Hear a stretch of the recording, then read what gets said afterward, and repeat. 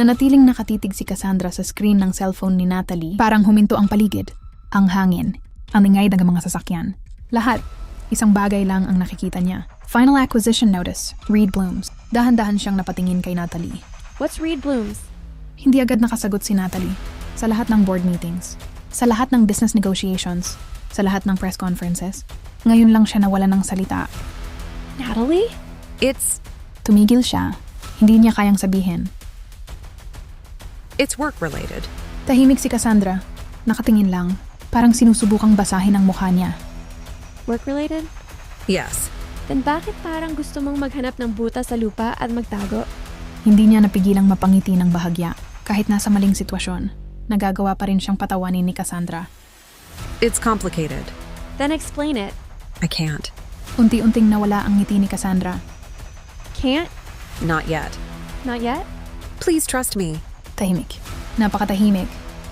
Pagkatapos, napabuntong hininga si Cassandra. Fine. Nagulat si Natalie. You're not gonna ask more questions? Gusto ko. Then why stop? Kasi mukhang hindi ka pa ready sumagot. Parang may kumurot sa puso ni Natalie. Mas lalo siyang nahirapan. Dahil sa halip na magalit, pinagkakatiwalaan siya ni Cassandra.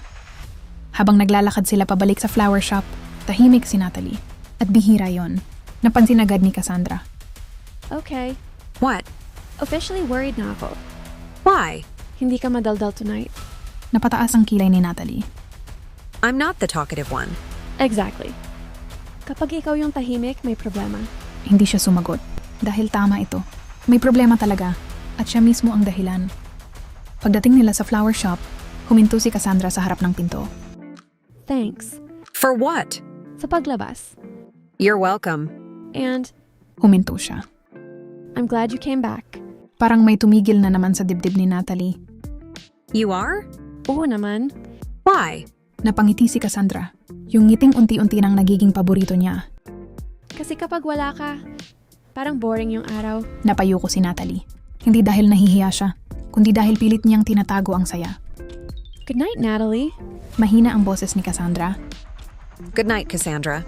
And sa unang pagkakataon, parang mas masarap pakinggan ang pangalan nito kaysa sa sarili niyang pangalan. Kinabukasan, nasa board meeting si Natalie. Mabigat ang mukha ng lahat. Alam nilang may problema.